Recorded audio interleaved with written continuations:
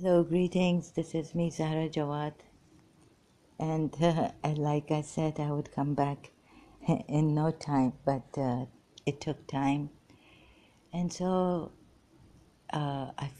see how puzzled and messed up I am about this religion because we don't want to see the contradiction in the Quran against the Jews generalized. But you would say, that let us read this Quran ayat, Surah Jummah ayat 6 in context. But why is your Allah generalized? Jews. This is about their religion. That it's not about them personally. It's about the religion. That they say they are friends of Allah, excluding all others. They claim. So if they claim this, they will open their scripture and say, look, this is why we are friends of Allah. Some of us have become attained to sainthood or become attained to being friends of Allah.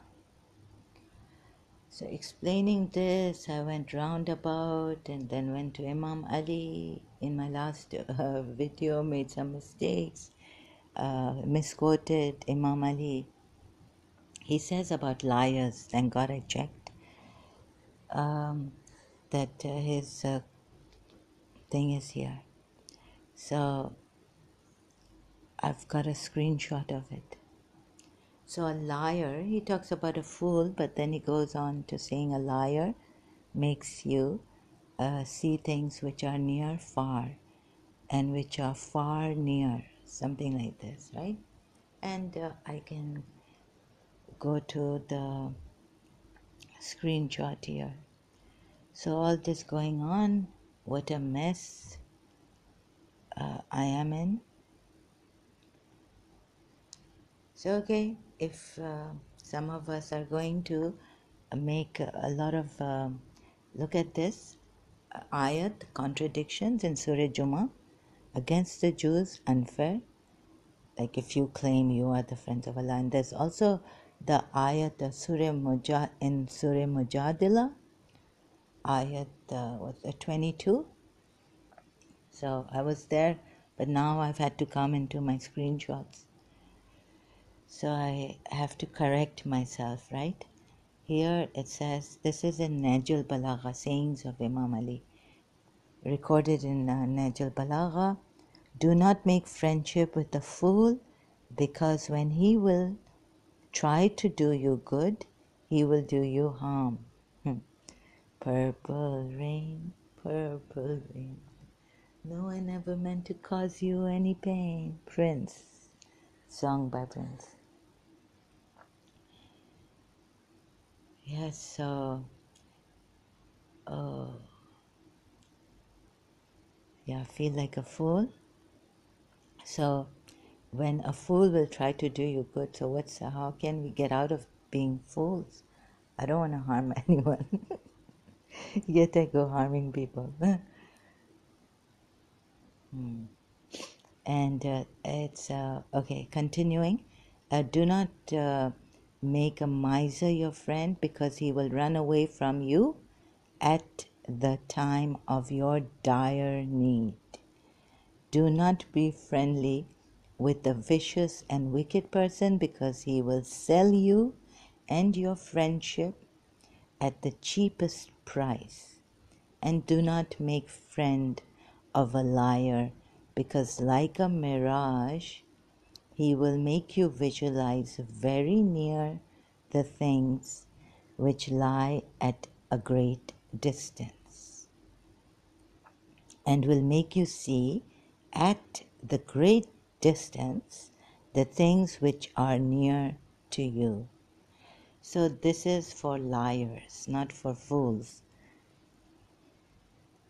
Anyhow, so then I checked another, I remembered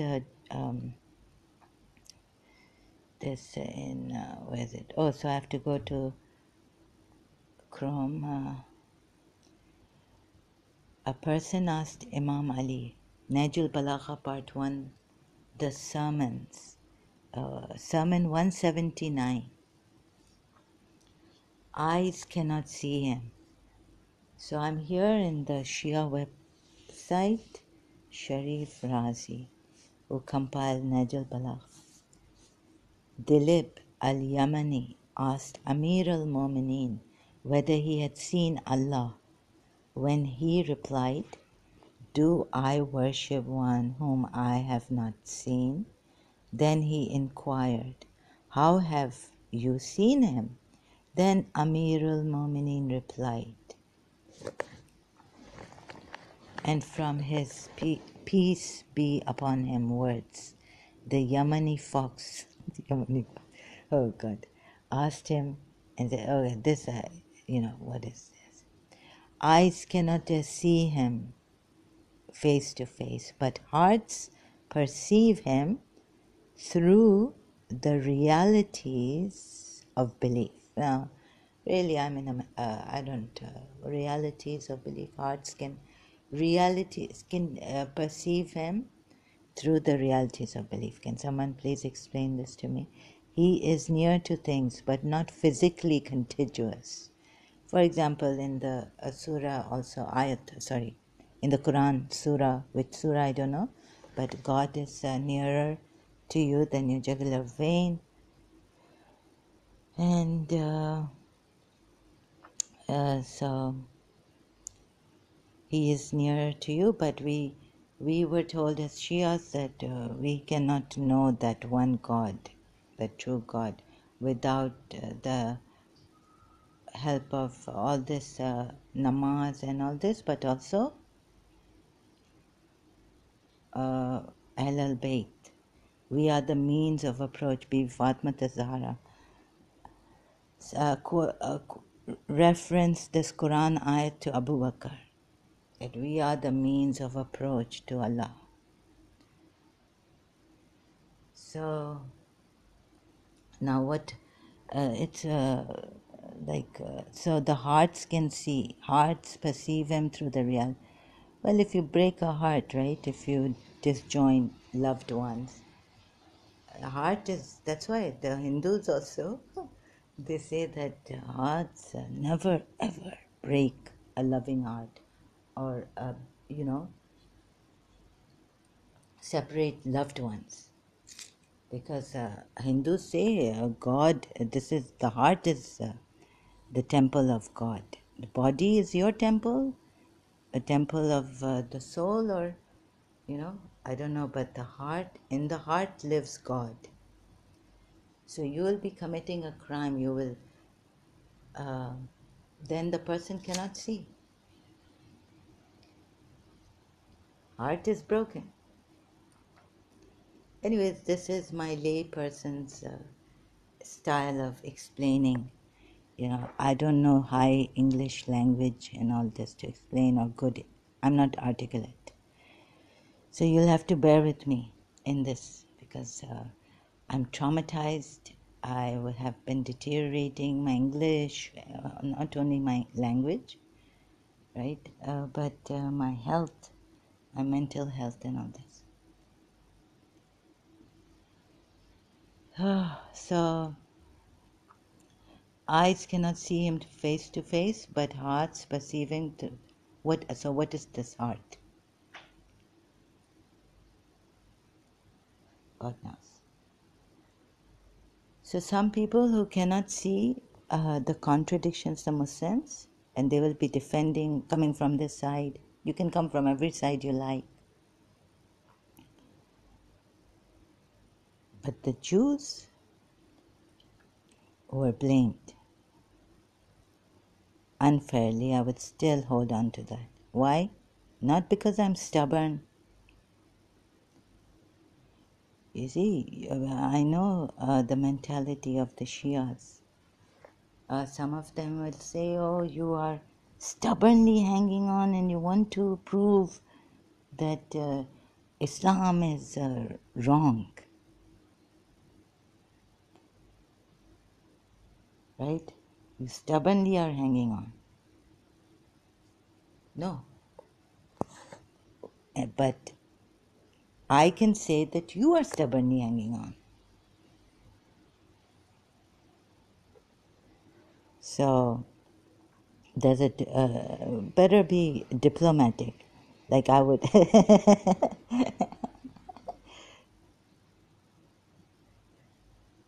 So sorry. I mean, see, this thing would the ball would go here and there, tuk tuk, because you'll say I'm stubbornly trying to prove that. But I find contradictions here, and this is not fair, I say, and then you give me reasons that no, here you have to read in context that some of the Jews, no, all of the Jews. So the Quran ayats are open to interpretations, sometimes generalizing Jews. These kind of problems are there. And what will you do? You will blame me? And then I will say, no, but I'm not being stubborn. This was my religion. Right? So, there's a contradiction here. As far as my reason and my knowledge of the Quran goes, in this ayat, there's a contradiction against the Jews. So, do you see the contradiction? No. Some people say no, because Jews were arrogant and they were claiming. But right now, the 12 Shias don't even have their Imam present. He's in occultation. And what do we have to rely on? Our religious scholars? And you would say, okay, let the experts of the Quran explain this.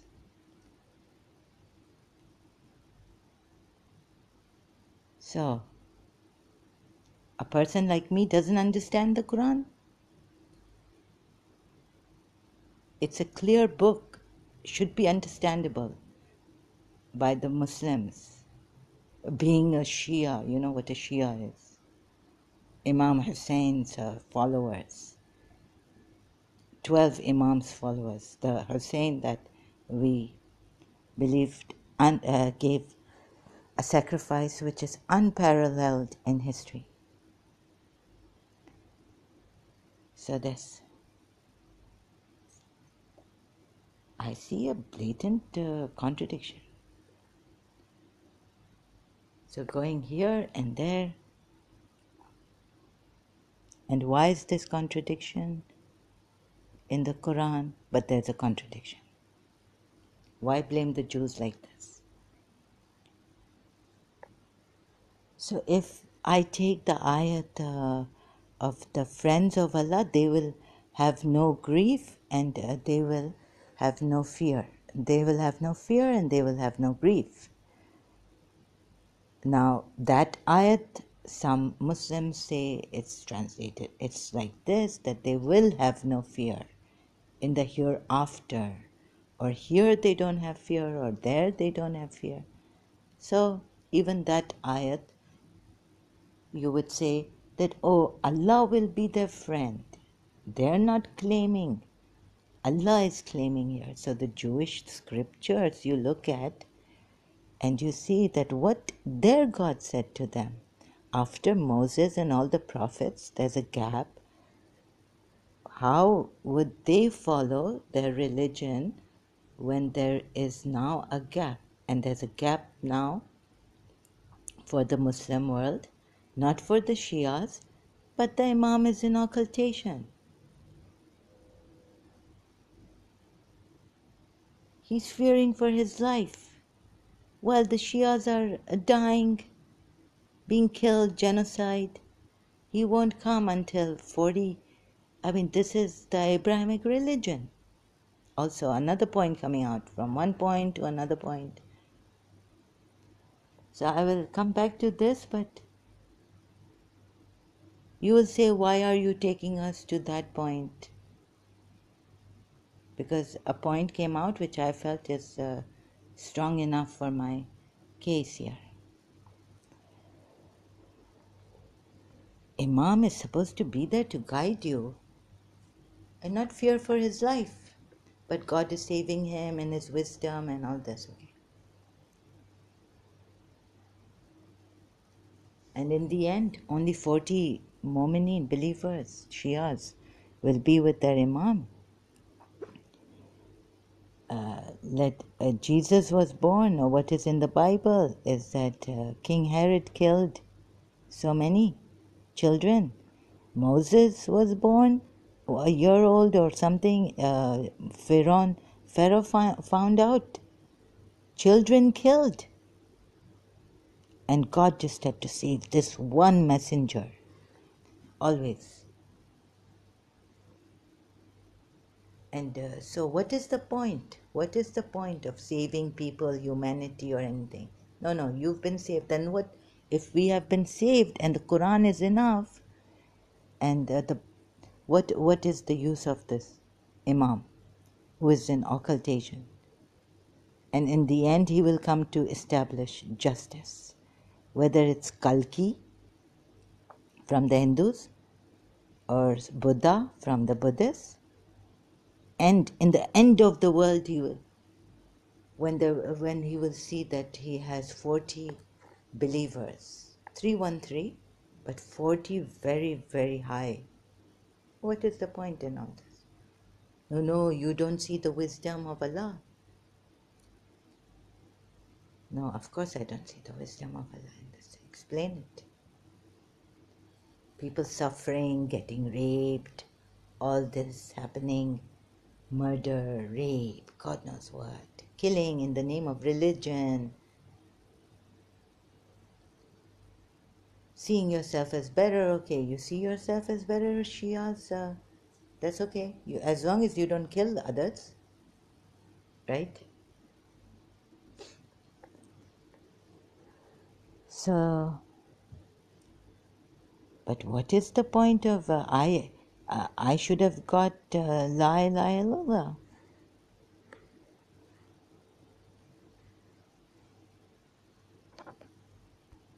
This is the main thing, right? When you get La ilaha illallah, your sufferance ends. You submit your will to Allah. Now, Allah is working for you and you are no more. Or you are there as an instrument of God. And Allah is working. Allah's will is working through you. Your will is not working.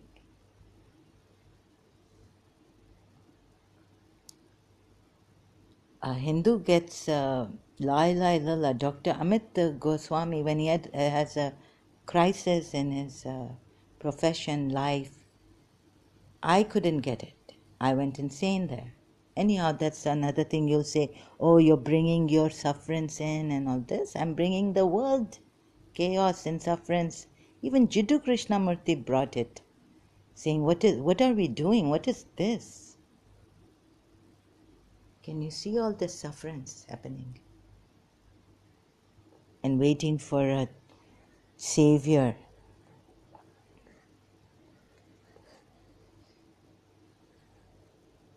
So a Muslim cannot understand the Quran, and the Quran, those who are knowledgeable in the Quran should explain to us. Shia, they should explain to us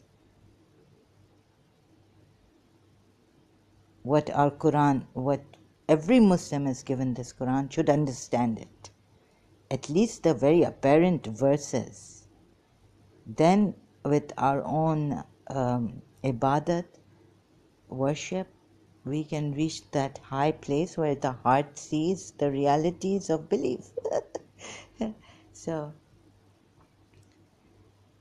you see, this we have jumped here because even Muhammad, who could see Muhammad and say he's a prophet of Allah? Just because he was a truthful, there are many in Europe now you can rely on. You can rely on these American, British institutions, educational institutions. You can rely on the hospitals.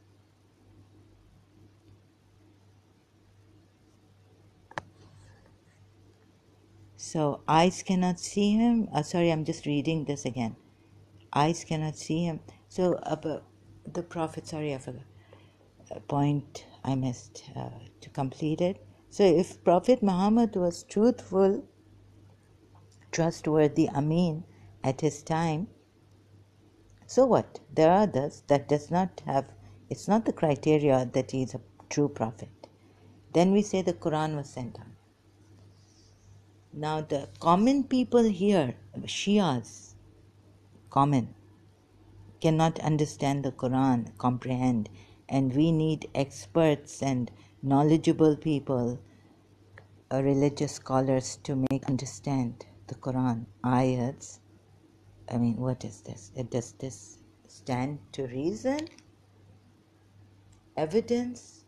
Where will we find Prophet Muhammad's evidence? This Quran did not come on our hearts. So what a tragedy it is. I've seen this tragedy. I'm sorry if you haven't seen it. And thank you, whoever is here listening.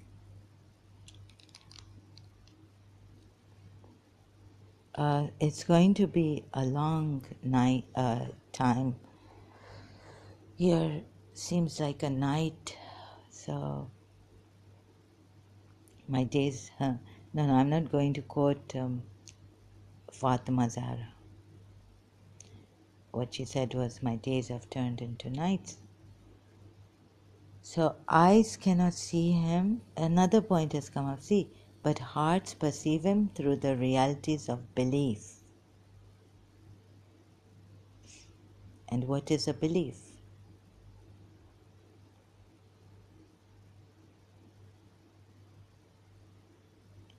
How do you believe in something?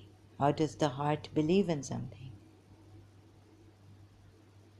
The heart finds reasons, which Pascal says this now. That now I don't want to quote someone because then I misquote people and make a spectacle of myself on YouTube. Quite a funny one. Last video. So heart see him through the realities and give evidence. I'm now jumping, yes. So heart see Allah, right? But my heart hasn't seen Prophet Muhammad. My heart has seen, let's say, has seen someone whom I know, that I know this person. But you, Shias even, this was discussed in a video, live stream. Salim Bhai, Mr. Salim Lalani in Dystopia's yesterday live stream. That the Ismaili Shias, he was saying, believe in reincarnation. So what I said is that yes, the Sunnis don't, and like he said. So I said, yeah, yes, they don't, and the 12er Shias, what they say is there's a transmigration of the soul. There's no transmigration of the soul, meaning there's no reincarnation, but there is resurrection. Although Salim Bhai was saying, Salim Lalani, right? He was saying that these Quran ayats, there are about reincarnation. It's just that we have not been able to see it properly. What the 12 Shias I read, so much I can say that, they say that in body they will be resurrected or something. There's no transmigration. They won't get a new body, and there's no transmigration of the soul. There's only one life we have here, and then we die, and then we're raised up. And that raising up is not reincarnation, it's a resurrection. So this is what the 12 Shias say. Problem. So when my heart recognizes someone, through the... Then you say no. Imam Ali can see God through the heart. But when Musa went up in the mountain and the Samirika saw the head of the Samiri, now Jibrail's horse came. And he saw that. And then what does he say? My soul inclined to me. Here they're telling us that you can't even believe in your soul when the Prophet or the Imam is present. You need to wait for the Imam's instructions. You can't believe in your soul. You can't believe in your heart. What is this? A mess. Puzzling, mess, confusion. And what does the Quran say about the disbelievers and the hypocrites? That they are in a puzzling confusion.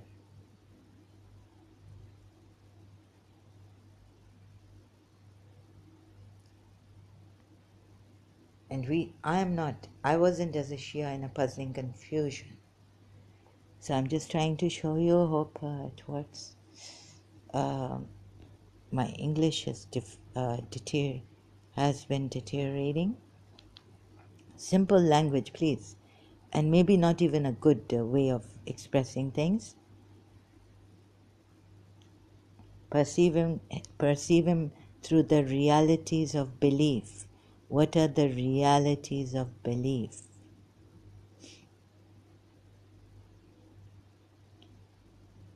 So this alternative, any side notes here? So this is Sermon 179, Najul Balagha. It is Amir al-Mu'mineen Ali, 12 Shia's first Imam. How have you seen him? Then Amir I was trying to see him through my heart. I could not see God. So, still, open to research, searching for God. Eyes cannot see him face to face, but hearts perceive him through the realities of belief. He is near to things but not physically contiguous. He is far from them but not physically separate. He is a speaker but not with reflection. He intends but not with preparation. And he molds but not with assistance of limbs. He is subtle but cannot be attributed with being concealed. He is subtle but cannot be attributed with being concealed. He is great but cannot be attributed with haughtiness. He sees but cannot be attributed with the sense of sight. How does he see,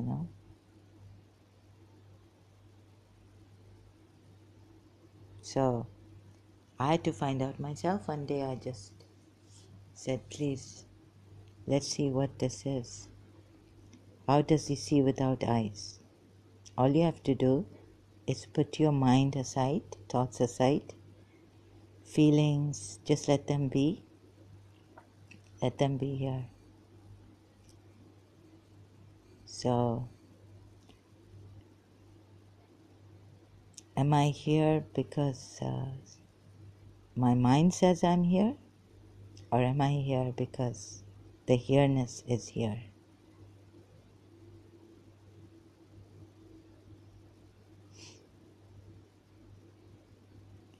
Is it because of the mind that I exist? And the evidence mind will give you that I exist? Mind escaped me. Mind is always searching. Right? So, and you can close your eyes and see without seeing with your eyes. What is here? What is everywhere? What is here? without a distance, nothing. It is just here in existence or present.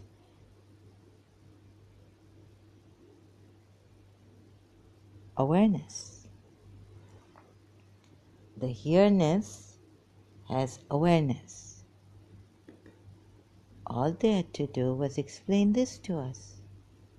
This is how God sees all this rhetoric of Imam Ali, right? Easy. Make it easy, please. If after years in this madness, I had to put the voices and all, let them be and search for the truth, is it in my mind?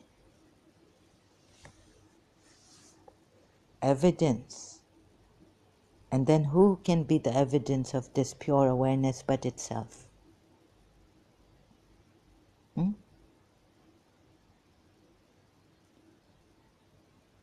Your mind stops at this, like, and your mind will come back and say, no, I need to, let's see, scientifically search a telescope. Do we have a telescope or what?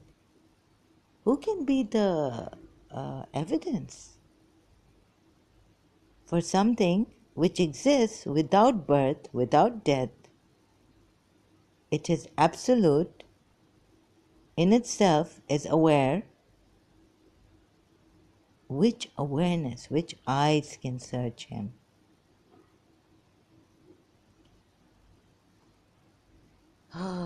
So scientists will fail.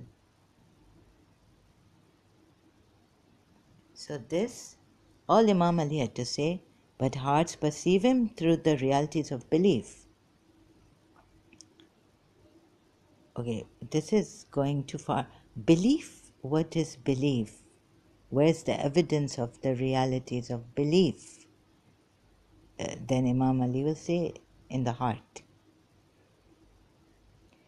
Then you go in the heart and you search for belief, realities of belief. Your heart will tell you, no, only Imam Ali sees it. You see, Quran ayat says hearts have a tendency to go astray. So I had to call upon God or some higher power to tell me the truth. Show me, give me evidence. If without telephone a voice is coming to me, not the schizophrenic voice, but let's say some voice of my mother comes and says, help me, Zahra, help me, Zahra, help me, Zahra. And then later on, when I go to Karachi, I tell her, did you call me this day, like in this, what's that story? Jane Eyre or Jane Eyre. Jane Eyre. So she says, yes, I called you this day, this time. Oh my God, without telephone I heard my mother's voice. Or vice versa, she heard my voice, Amma, help me, Amma, help me. And did you say it like thrice? And I'm like, yes. Oh, I said it thrice. So, what's the evidence? I mean, this is something which is beyond scientific. Scientists have been researching, or they should research if they haven't. Sometimes we are told in Jane Eyre that sometimes when the omega, alpha and the omega meet, or something like this,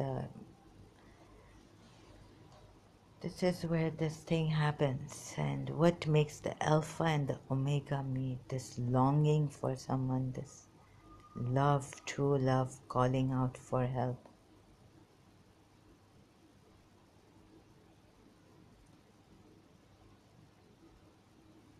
Calling the beloved. But no.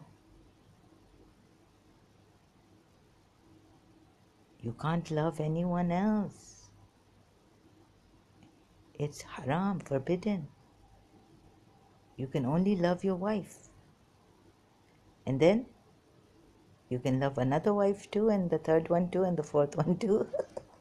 But no, our Quran says that if you can't do justice to one, the other, same kind of justice, then finito, you are finished. You will never be able to do justice. Even the Quran ayat says that.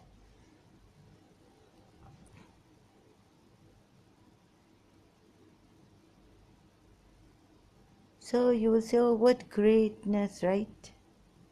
We will never be able to do justice. Quran ayat says this. And you haven't pondered over that your Rasulullah married, did he do justice? Oh, you can delay whom you like, and you can, Surah Azab verse, is it? Oh, and some pleasing to them, God knows. Well, how does that verse go, really? Thank God I don't have a mind like that to put the verses. What is this? On one hand, for you Muslims, you will not be able to do justice. So, better keep one wife. There's no way, it's impossible. Because the Quran ayah says you will not be able to do justice. Meaning the house, everything, the gate, two wives going through the same gate, you will not be able to do justice. What does it say? Marry 1, 2, 3. Just searching, so pausing here. Hello, yeah, so I can't find the ayat properly. And you will not be able to do justice. And you will not be able to do justice. Who is controlling this? Google. But they don't know. The ayah commands, if you fear that you will not be able to do justice between your wives by marrying more than one, then marry. Fear? Or is it that you will not be? Okay, it's in Surah Nisa. I think, okay, I don't know. And if you fear that you will not deal justly with the orphan girls, then marry the women you like in twos, in threes, and in fours. And if you fear that you will not maintain equity, then keep to one woman or bond women you own. You own. This is Mufti Taqi Usmani translation. It will be closer to abstaining from injustice. And you will not be able to do justice, right? Where does that? So, and give the woman upon marriage the gifts.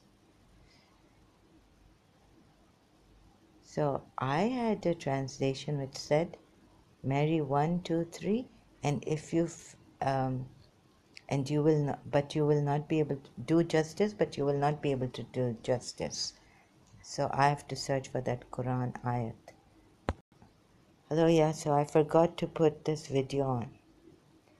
So I'm live stream on Facebook also, and I went on. So please, I'm saying, I said a few things and this video was off. Please don't look at me, look at this ayat. And if you have reason to fear that you might not act equitably towards orphans, then marry from among other women, such as are lawful to you, even 2 or 3 or 4. But if you have reason to fear that you might not be able to treat them with equal fairness, then only one, or from among those whom you rightfully possess. Now don't tell me Shias, Muslims, that whom you rightfully possess, you're telling me You're telling us that this prophet is Allah. And this is just like a trophy. This is great. What your right hands possess, Malika, yani Malika hai, Malika. And she's a queen. She's your queen. She's your queen. Bondwomen. Here in quotation marks, another translation. Whose translation is this? Safi Kaskas. This is your own translators.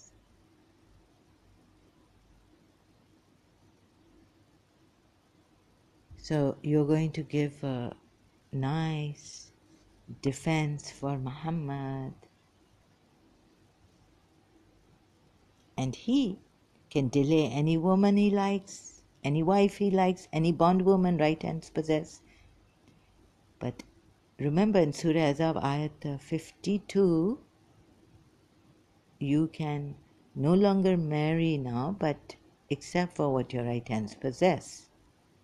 What your right hand possesses, is it that possession that in Surah Waqia your right hand possesses? You are the people of the right hand. Men's right hand. What reason are you going to give me now?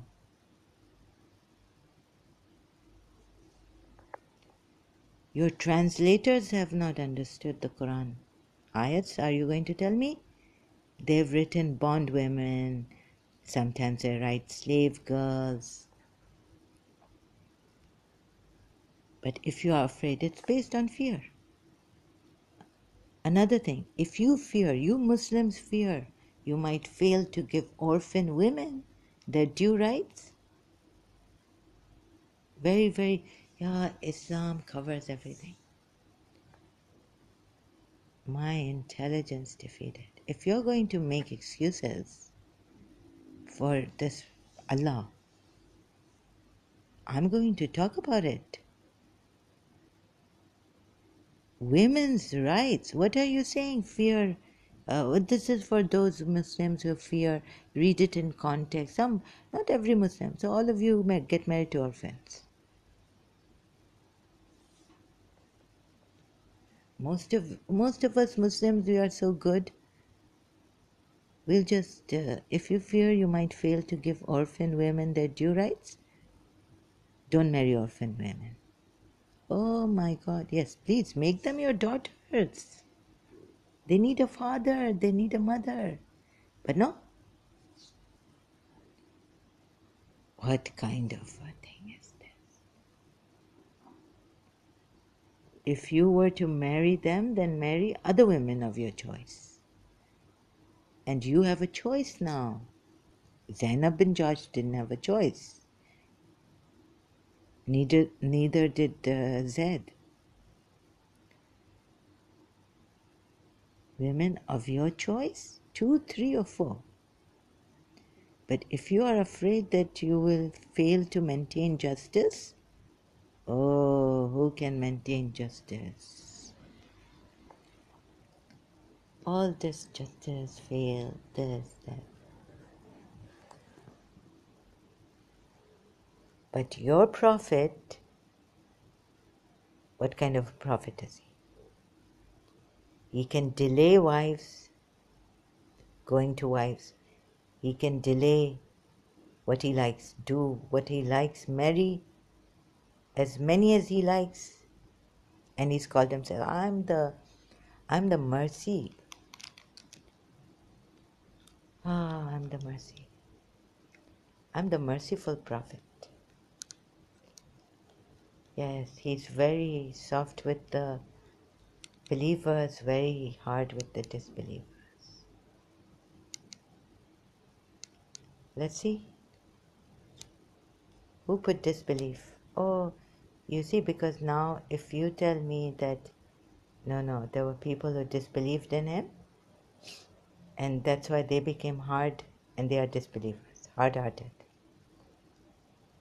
Can I show you? Maybe now this is more philosophical, or in-depth study. But I'll have to use inference and all this. So who made Yazid how he became in Karbala? And why didn't the Sahabas respond to Hussein's call? Sunnis will not tell you this. Shias will tell you that, because many of them turned out to be hypocrites and many of them disbelieved. There were 10,000, 30,000 maybe in Karbala against 72 poor Hashmites. Fatima Zahra.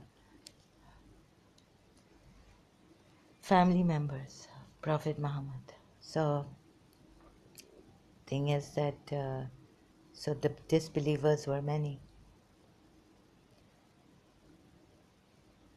Sunnis will say, we don't know what happened there. But that Hussein saved Islam and his family. Please look into this matter, why Yazid acted this way and killed your Prophet's grandson. Why? Tell me why.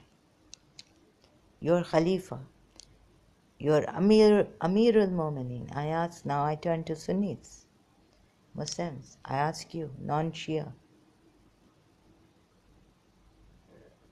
Your Muawiyah, Amir al-Mu'mineen, right? So can you please tell me give me a reason? He said this allegiance to Yazid, you have made Yazid a Khalifa. Who made Yazid a Khalifa? Muawiyah did, Amir al-Mu'mineen.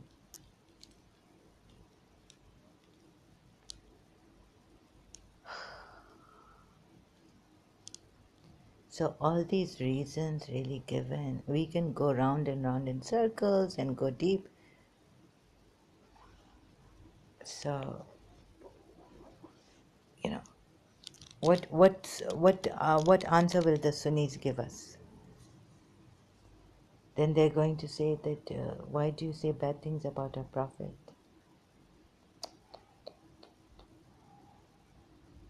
When as a Shia someone is saying, please see this, why did you call Muawiyah? You called Muawiyah Amir al-Mu'mineen. His son, you made him you accept him as a Khalifa, right? And then his son Yazid has done this to actually, you don't believe that this Khilafat should go to. So the big debate, it goes on, and you can read about it. Why the Sunni Muslims did not take the Prophet's grandson as their leader. Allegiance. You see, Surah Fath, we are told, giving birth to Muhammad, allegiance to Muhammad, on his hand is like giving birth to Allah, Allah's hand. Mara, Allah's hand. Right? Not even Allah, but Allah's hand. And Allah's hand is on, or you can read the ayat I keep forgetting, in Surah Fath, right?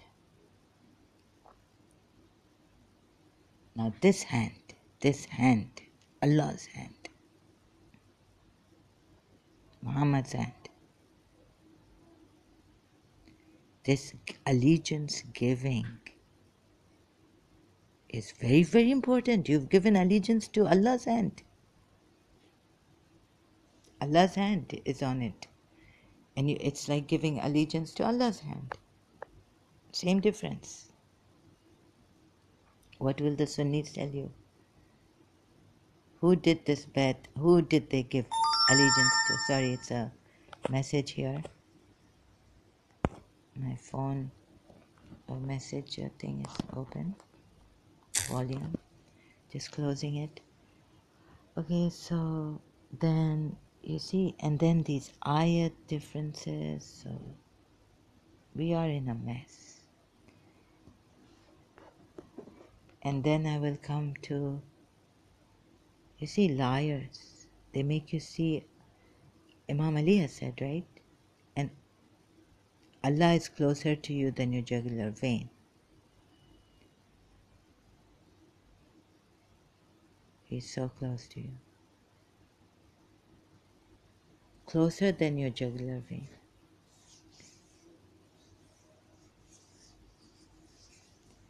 And then you can't see him with the eyes, okay? He's far, far away, but not in distance. And he's out. And only through the Imams, Shia side, I think, only through the Imams can you get to this monotheistic religion and monotheistic Allah. Otherwise, you will turn away. If you don't give bed to the right, true Imam, what are you? You will be shirking.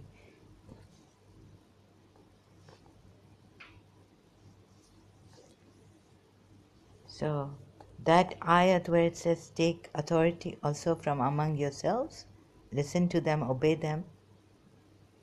Shia say, no, it is only Imam Ali and the Imamat thereafter. Only they have the authority. So the Sunnis put the blame on them that they have changed the Quran. They are misinterpreting the Quran. They have a different Quran. This goes on.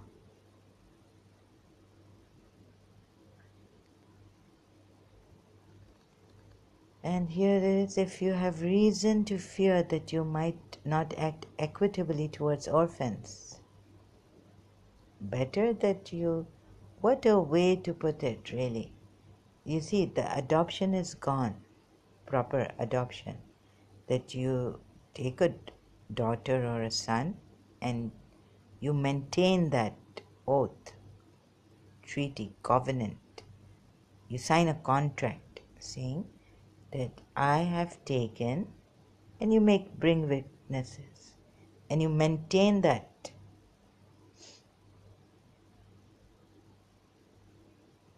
But that's not what Prophet Muhammad later on, as Allah came and said, but if that was there. You see, here also in Muslims there is a fear that you might not be able to act equitably towards orphans.